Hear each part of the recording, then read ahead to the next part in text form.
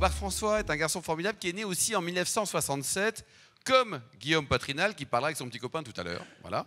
Et alors, au niveau études, c'est compliqué, parce que tu as fait de l'électronique, tu as fait du droit de la propriété intellectuelle, tu as également fait de l'histoire de l'art.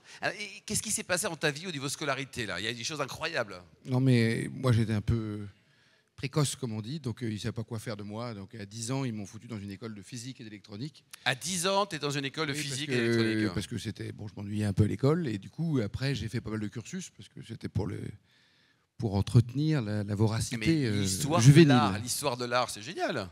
Oui, mais c'était vraiment un peu éclectique. Tu sais, quand tu n'as pas grand-chose d'autre à faire, tu n'as pas beaucoup de copains, parce que bon... Ouais, t'es différent, quoi, on va dire. Là, t'es différent. Et alors, ta première boîte, tu l'as créée à quel âge?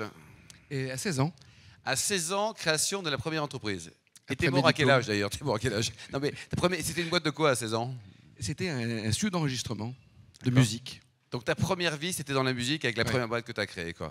Aujourd'hui, donc, Galiléo, c'est 200 000 personnes qui sont formées chaque année, une présence dans 16 pays, 3 continents de mémoire. Oui, 4. Et 4 continents. Et au niveau du groupe, il s'est construit comment? Il y a eu pas mal de fusions, hein, Marc-François. Alors au départ, moi j'avais un groupe d'électronique et d'high-tech. Et puis dedans, comme on ne trouvait pas les gens, j'avais créé des écoles à la fin des années 90, notamment éthique. C'était l'école de l'Internet. Et bon, c'était... Des précurseurs, hein, parce que... Créer une école de l'Internet en 98, les gens me demandaient si j'avais perdu un pari. Et globalement, quand moi j'avais revendu mes groupes, ils se sont retrouvés avec ces écoles et je leur ai dit, bon, bah, écoutez, je vais les céder à un groupe qui s'appelait Studialis, et en disant, soyez sympa avec eux. Et puis, bon, voilà, l'histoire est assez connue. Après, Studialis m'a dit, mais non, mais il faudrait que tu fasses des écoles d'art parce que tu adores ça et c'est ta passion. Et puis, on a collecté des écoles comme ça en France. On est devenu leader français, puis leader européen.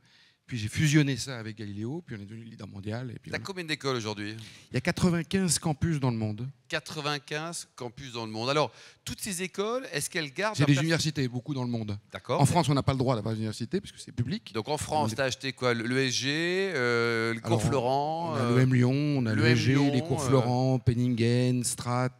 Est-ce que toutes ces écoles gardent leur personnalité? Absolument. Ou est-ce qu'il y a marqué, pof, Galiléo pour tout le monde, là? Pas du tout. L'idée, c'est vraiment d'accompagner les mutations nécessaires de l'enseignement supérieur. Si un type revient du XVe siècle, comme ça, on fait un peu de politique fiction, une des choses qui verra le moins avoir changé, c'est s'asseoir sur un banc et écouter un professeur un peu top-down qui va lui donner un cours. Bon. Et puis il va sortir, avoir une Tesla, puis là il va s'évanouir parce que ça va faire un gros différentiel. Donc on dit que les mutations professionnelles s'accélèrent et c'est une réalité. Et les systèmes qui président à préparer à ces métiers très changeants, eux sont un peu les mêmes qu'avant. Donc il faut faire bouger ces lignes-là. C'est absolument nécessaire parce que le gap entre les compétences demandées par les entreprises, et notamment vous tous, et puis ce qui sort de nos établissements devient de plus en plus critique et on a 24% de chômage des jeunes. Alors on a gagné le combat de l'apprentissage. Alors ça, l'apprentissage, c'est un sujet qui est cher à ton cœur. Hein. Oui. Ben oui, parce que quand on est arrivé il y a 5-6 ans sur l'apprentissage, et je salue l'action du gouvernement, parce qu'on a vraiment bossé tous ensemble, les acteurs publics et privés. Avec quel gouvernement? Il y a 5-6 ans, c'est ça? Oui, alors c'est quand même le même président. Donc on a travaillé ensemble avec, à faire en sorte que l'apprentissage se massifie dans l'enseignement supérieur. Et puis on est passé de 24% de chômage des jeunes à 12%. C'est juste je énorme. veux bien qu'on soit chafouin et qu'on dise que ça marche mal dans le pays, etc. Mais quand il y a des solutions qui fonctionnent, autant les saluer. Et celle-là, elle marche. Et on a divisé le chômage des jeunes par 2. Et je pense qu'on peut faire plus encore. On a un objectif d'1 million, 1,5 million. Et là, c'est vous tous, parce que je pense que tous les entrepreneurs qui sont ici dans la salle, ou les chefs d'entreprise, doivent absolument, et ils ont percuté, qu'il y a une guerre des compétences et des métiers qui est très très forte. Et la solution indolore pour vos problèmes de recrutement, ça s'appelle l'apprentissage. Vous avez des savoir-faire... Qui fait appel à l'apprentissage régulièrement, on va dire? Ah, t'as encore du boulot, hein. C'est bien, hein. C'est bien, mais il y a encore du boulot. Hein. Et le niveau moyen de la formation à la française, parce qu'on n'arrête pas de critiquer en disant on est nul en maths, on est nul en tout. Là, bon, on connaît tous la Vendée depuis une demi-heure, mais on est bon. Alors, il y a beaucoup de bêtises qui sont dites, parce qu'en fait, chacun est très idéologique sur la question. L'enseignement supérieur français, si on prend la fac, c'est le meilleur au monde. Meilleur rapport qualité-prix de la planète. Il n'y a pas de débat. Je suis un pigeon voyageur, j'ai volé 209 fois avant la Covid dans tous les systèmes d'enseignement supérieur du monde. Donc, la fac française, c'est la meilleure au monde en rapport qualité-prix. Ontologiquement, il y a peut-être une petite difficulté, c'est qu'on lui a fait supporter la massification de l'enseignement supérieur, c'est-à-dire toutes les classes d'âge qui doivent tous, à des gens qui sont là pour former des savants. Moi, je suis un physicien, et donc en physique théorique... Toi, t'es physicien, t'es juriste, t'es machin, t'as tout. Mais un physicien, si tu veux, s'il n'y a pas d'enseignant-chercheur, c'est difficile de faire une discipline. Parce que voir la destruction de la maison Canut, c'est mettre 3 milliards de litres de flotte au CERN et attendre qu'effectivement, ce n'est pas la recherche appliquée. Là, la fac, elle est très bonne. La fac française, elle est vraiment remarquable. En plus, après, on a une singularité qui sont nos grandes écoles, que tout le monde nous envie dans le monde entier. Cette espèce de mariage pragmatique de la compétence professionnelle et de l'académisme, génial. Et puis après, là où on pêche dans ce pays, et vous tous, vous souffrez, et les gamins souffrent, ça fait des gilets jaunes, ça fait des quartiers, ça fait des gens qui ne se sentent plus invités à la table. Là où il y a un problème, c'est que quand on parle de la compétence, quand on parle du savoir-faire, il n'y a pas besoin d'un enseignant-chercheur pour faire un comptable. Il n'y a pas besoin de dire à tout le monde que vous serez noté. C'est formidable d'être un ébéniste, c'est génial de travailler la terre, ça fait du bien, des carrières heureuses dans des milliers de professions qu'on a un peu décriées, parce que le modèle français, c'est t'es un académique ou c'est moins bien. Et c'est ça qu'il faut qu'ensemble, et que vous tous, par l'apprentissage dans toutes les boîtes, si vous voulez sortir de la problématique qui est très aiguë maintenant de recrutement, avec des gens zappeurs et des mômes qui viennent, et puis qui restent 6 mois, qui restent 9 mois, il faut refaire une voie professionnelle d'excellence. Les Scandinaves l'ont fait, les Allemands l'ont fait, les Anglais l'ont fait. Ils ont des taux de chômage genre 3%. Ils ont des entreprises beaucoup plus dynamiques que les nôtres en termes de PME et de TI pour recruter du bac plus 2, du bac plus 3, de la voie professionnelle. Nous, on sait faire que des savants, et ça, c'est un vrai problème. Est-ce que tu as lu le dernier livre de Muriel ? Par définition. Pénicaud. Oui, puisqu'elle est elle est à ta place. Exactement. Et donc, j'ai discuté avec elle de toi. Elle m'a dit c'est un garçon formidable. Alors, pour l'instant, c'est vrai que tu es formidable. Alors, revenons un peu à la formation. Sur la formation, est-ce qu'une école comme l'EM Lyon, c'est une belle école de commerce, bon, d'accord.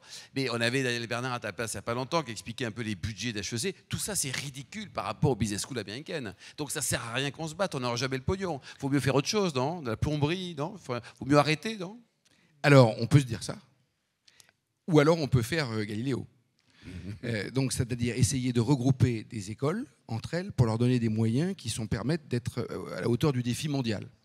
C'est sûr que, bon, si on prend Harvard, il y a 69 milliards de dollars dans la fondation. 69 milliards de dollars. Et pour 3500 élèves, là, ça devient compliqué de lutter. On est d'accord. Mais bon, c'est une spécificité de la société américaine voilà, qui a le charity et remet beaucoup d'argent. Bon. Et si on verse à Harvard parce que voilà, c'est ultra chic, donc on verse. Mais nous, on a un modèle plus républicain en Europe et en France. Et ce modèle républicain, c'est l'État qui permet, et puis les gens, on va devoir réinventer des modèles de financement, et notamment pour ceux qui ne peuvent pas se payer ces grandes écoles, leur donner la capacité de dire, tiens, et si on faisait des fondations, et que derrière ces fondations permettaient de dire, une fois que tu travailles, tu redonnes un peu de ton pognon. Il y a des montages, quoi. Peut-être pas des bibliothèques, mais on réfléchit à créer des montages pour permettre aux jeunes de rentrer dans les écoles. Et ce qu'il faut faire, c'est regrouper les écoles, et les regrouper. Je crois qu'on a compris qu'on se faisait un peu marcher dessus parce que... tu as tout compris, hein, tu regroupes tout quand même. Dans la cafétéria des grandes écoles américaines, tout n'est pas bon dans le cochon. Dans les grandes écoles américaines, il y a le top 50 et après, vous payez 40 000 balles et vous foutez l'Europe à la pointe de Bonne-Espérance. C'est pas terrible académiquement le reste de l'université américaine. Mais si on prend le top 50, effectivement, il y a l'ingénieur qui discute avec le marketeur, qui discute avec le financier, et avant même d'avoir fini leurs études, dans toutes les cafétérias de Wharton, de l'Ivy League et du MIT, ils ont créé toutes les GAFAM, toutes les grandes sociétés technologiques viennent de la rencontre dans les cafettes des grandes universités américaines. Ouais. Il faut qu'on fasse ça. Nous, on va faire ça dans les bars à vin. On met des artistes, des designers, des ingénieurs, des gens, des sociologues, des anthropologues, ensemble, dans les mêmes campus, et d'un seul coup, il y a une espèce de fertilité. Casser les silos, ouais. Parce que, bon, voilà, on est très académique. Bon, dis-nous, là, le cours Florent, pour des vieux comme nous, c'était génial. Et c'est toujours génial. C'est toujours une formation référente, parce que ça a fait rêver quand même beaucoup de monde. Hein. Alors, je ne vais pas citer Ninet, Magimel, enfin, tous ceux qui viennent là, dans la nouvelle génération. Évidemment que les cours Florent, ça reste un truc exceptionnel. Et quand on parle d'hybridation, les cours Florent, on a fait des cursus avec, par exemple, le Lyon ou Paris School of Business. D'accord. Et le chef d'entreprise futur qui apprend que son corps est aussi un véhicule de l'expression positive. J'ai une anecdote. J'ai discuté avec l'ancien patron de Microsoft, on ne dira pas son nom. Steve Ballmer. Un Français, non, un Français patron de MEA. Ouais. Et il me dit, mais qu'est-ce que tu fous avec Paris School of Business et le Lyon et Cours Florent? Boussoulaire. Bon. Alors je dis, t'as Courtois. raison, ça paraît bizarre. Mais Tégus, tu les prends, c'est des experts. C'est le meilleur développeur de la Terre. Ok, bon. Et donc, il devient patron de la petite 150 000 division, 150 000 personnes, division Microsoft Outlook. Bon, ok, super. Et ça lui donne du charisme. Il est prêt pour faire ça? Il m'a dit, j'achète. Parce qu'effectivement, le gamin qui fait un master dans lequel il a compris que son corps est un véhicule d'expression, de la conviction, de la capacité à pousser les arguments et à convaincre et à porter et à incarner sa marque, son produit, son projet, eh bien ça fait un jeune différent et, je crois, intéressant. Alors, la rentabilité d'une école, on parle un peu de sous là, tout le monde veut acheter des écoles. Oui, ils ont tort. C'est quoi? C'est combien la rentabilité d'une école normale? On ne parle pas encore des... Voilà. Mais nous, on a un peu... moi, j'ai fait mon économie personnelle parce que les boîtes d'avant m'ont permis de ne pas avoir ce souci. Voilà, de ne pas avoir ce souci-là. Et donc, l'idée quand même qu'on procède à Galileo, c'est de créer un objet hybride entre le public et le privé, ce que j'appelle la mission d'intérêt général. Donc moi, je porte l'idée d'un statut d'intérêt général qui est qu'on crée des sociétés, c'est pas obligatoire, hein, c'est chacun s'ils le veulent, et dans la série des petites choses qui peuvent faire changer le cours de la planète, ça pourrait être ça, en disant on capte la rémunération des dirigeants à une moyenne de ce que gagnent les gus qui bossent avec vous, parce que c'est peut-être digestible pour le citoyen, et puis par ailleurs on ne distribue pas tous les profits, mais une partie, le reste c'est retour dans les grands biens collectifs comme l'éducation, la flotte, la transition énergétique. Pour l'instant tu ne m'as pas répondu quand même. Hein. Ouais. Et donc, nous, on fait, par définition, moins de 10% de résultats. Plutôt et tu fais 1 milliard de chiffre d'affaires, c'est ça? Plus, mais on ne communique pas là-dessus. Nettement plus, mais on ne communique pas sur les... Nettement. Hein. Nettement. Bon, d'accord, oui. Et quand même avec 10%. Ah non, c'est nettement moins. Ah oui, c'était... Voilà. Mais fondamentalement, je pense qu'une école, c'est sa gestion. Si on regarde, c'est très hétéroclite, hein. Et puis en plus, évidemment, une école d'art, ça ne coûte pas la même chose qu'une école de business, qu'une école d'ingénieur, etc. Mais globalement, je crois qu'il faut que ce soit raisonnable. Il faut qu'on les gère mieux peut-être que ce qu'on faisait avant, parce qu'il faut les gérer de manière professionnelle. Mais par ailleurs, je crois que c'est un bien collectif, l'avenir de nos gamins, et que donc il faut que dans la chaîne de valeur, ceux qui interviennent, que ce soit les actionnaires ou aient une modération, une régulation forte de la capacité à prendre dans la chaîne de valeur. Et après, du coup, tout le monde a confiance. C'est la même chose pour la santé. Absolument. Tu viens de faire opérer, tu dis, je sais 95% de ce que j'ai mis, c'est pour mon opération, ou pour l'acte de soins. L'entreprise, le capital Galileo, alors il est composé, donc toi, tu as ton capital, il est officiel, ton pourcentage, je le connais, je le dis ou pas? Non, je le dis pas. Ok, peu importe. Donc, qui sont les actionnaires du groupe 1? Alors, les actionnaires, évidemment, sont publics pour plus de 50%. Puisque vous avez l'État français et l'État canadien qui sont présents, et puis institutionnel avec l'actionnaire de référence qui est la famille Meyers-Pétancourt, avec qui j'ai depuis quelques années, je fais un parcours génial. Galileo, ça donne quoi dans 10 ans, le groupe? 1 million. Est-ce que tu seras là toujours dans 10 ans? Alors, sans doute pas, mais il faut me le souhaiter. Il faut leur souhaiter sans doute, mais je pense que ce sera 1 million d'étudiants peut-être avant 10 ans. Probablement la plus grosse organisation humaine de la planète, avec quelques centaines de milliers de collaborateurs. On a 40 000 aujourd'hui, on fait ça en 10 ans. On va, à mon avis, on double de taille tous les 2 ans aujourd'hui. Donc je pense que ce sera une des plus grosses organisations. Et j'espère qu'avec ce volume-là, on pourra bouger ces lignes, apporter une éducation, apporter une éducation qui permette à des gamins de voyager à des prix abordables, de marier les disciplines entre elles, et puis d'imprimer sur les modalités pédagogiques, parce que tout digital, c'est débile. La relation du maître à l'élève est fondamentale, mais d'hybrider un peu ces modalités et de permettre de donner à nos jeunes des façons d'apprendre un peu plus... Et de continuer à avoir des gens qui sont profs aussi, hein, c'est un des sujets. Mais c'est fondamental. Avant les questions spontanées, c'est Ulysse qui a posé la première question. Toi, on va le dire, hein, ici c'est le cas de tout le monde, tu adores le bon vin. Ouais. Et tu caresses peut-être un jour le rêve d'acheter un truc qui s'appelle Vignoble, qui le fait tous rêver, non? Ouais, non, mais j'ai rencontré une fille pas loin de chez moi dans le sud. Il est où ton sud? Mon sud, alors c'est pas du tout showbiz, hein, c'est 5 générations. Hein, donc c'était un port de pêche avant Saint-Tropez. Ah oui, C'est paraît presque une blague, mais voilà, c'est avant la guerre, donc c'est vraiment, il n'y avait rien du tout. Et mes parents, enfin ma mère y habite encore, on est là-bas. Et donc pas très loin, à une quinzaine de bornes, il y a une fille du Nord qui a créé un domaine, ce qui est un truc quand même vraiment... Ex nihilo, il n'y avait rien. Ex nihilo, Ouais. 14 hectares. Et elle fait un vin incroyablement bon. On peut donner le nom du domaine peut-être? Ou pas? D'accord, après. pas pour l'instant, d'accord. Et donc tu t'intéresses à ça, peut-être que ça sera un jour... Oui, vraiment j'aimerais l'aider, j'aimerais... c'est super, c'est une belle vocation. c'est- Est-ce que c'est- le vin est bon en tout cas? Oui, Il est bon. et c'est parce que le vin est exceptionnel de qualité et que la fille est investie à Ouais, 100%. ça vaut C'est le une coup belle d'aider, rencontre quoi. entre la terre, quelqu'un qui fait quelque chose. C'est super chouette ce qu'elle fait.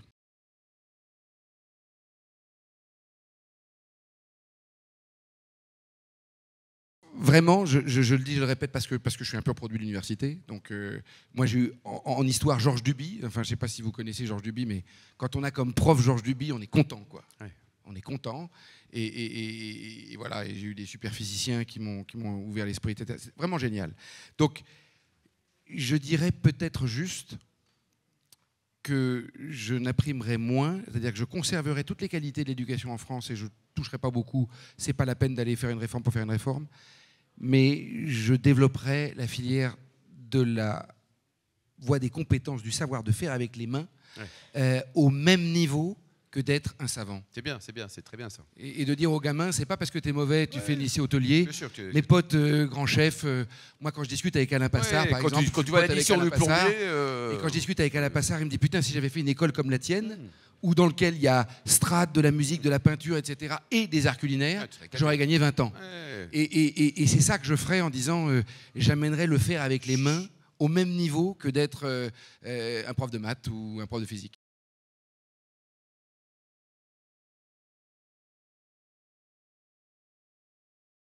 La vision est très simple. Nous, on veut hybrider les compétences, hybrider les géographies, hybrider les modalités. C'est basique pour que ce qu'on leur offre ressemble aux trucs qu'ils vont avoir quand ils vont être dans leur profession, on va dire. Et toutes les écoles qui permettent de compléter un dispositif géographique. Par exemple, Martin Hirsch, qui est venu nous rejoindre en septembre, on a décidé de se dire on va être utile dans la santé. On va donc être l'acteur mondial qui va fédérer les formations en professionnels de santé. Parce qu'il en manque 30 millions dans le monde. Il manque 60 000 infirmières par an, 60 000 aides-soignantes par an en France, 540 000 en Europe. Bon, il faut faire quelque chose, quoi, parce que vieillissement de la population, si on ne le fait pas, c'est un vrai problème. Donc, voilà, on se dit que là, on est utile, donc on va aller là où on est utile. Mais on ne va jamais aller concurrencer le public qui fait très bien son boulot. On ne va que là où on considère que, donc, des grandes filières qui sont en tension et des espaces géographiques qui vont permettre de dire à un jeune, tu vas en Chine, en Russie, en Inde, en France, en Espagne.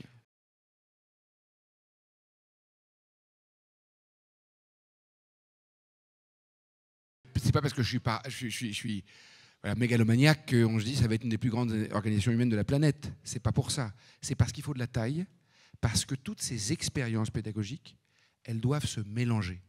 Ce que nous faisons, nous, notre boulot, c'est de dire, bon, écoute, ton école, on va la gérer correctement, elle ne t'achète pas du papier à 40 € le gramme, ça, on sait faire. Mais en matière pédagogique, on respecte entièrement l'anima. Mais respecter un anima, ça veut être deux choses. C'est aller prendre son anima, essayer de le comprendre pour le partager aux autres acteurs. Et l'hybridation, c'est de faire en sorte qu'il y ait... Nous, on a en France 170 cursus partagés entre nos écoles, il n'y a que 40 écoles. 170 cursus partagés. Donc, telle école travaille avec telle autre, etc. Et là, il y a des trucs super magiques. Ça appartient toujours aux professeurs et aux pédagogues de le faire. Nous, on est des favorisateurs, des facilitateurs de cette énergie pédagogique qui va faire en sorte que le professeur de droit, d'histoire, avec le gars de dessin, etc., va faire une école culinaire synesthésique avec tous les arts qui sont là et que le gamin qui sort sache faire une pâtisserie, aussi la présenter, la mettre dans un contexte, l'amener au client, savoir son branding personnel. Mais tout ça, c'est 10 écoles différentes, toute performante qui amène aux jeunes sa qualité. Quand on est formé à prendre la parole en public par le mec qui a formé Adjani, professeur de théâtre avec son exigence de théâtre et pas un succès d'année d'une option dans un coin, c'est pas la même confrontation à l'exigence. Et c'est ce brassage-là qui fait la pédagogie. On n'a absolument pas la prétention de croire qu'on est capable de le faire pour 2 millions d'élèves partout dans le monde. Impossible. Les gens qui le font le savent. Il faut qu'ils marient leur savoir et leurs meilleures expériences. Bon, il devait être génial, Marc-François. Il a été, on l'applaudit chaleureusement. Merci beaucoup d'avoir répondu présent à l'invitation du club.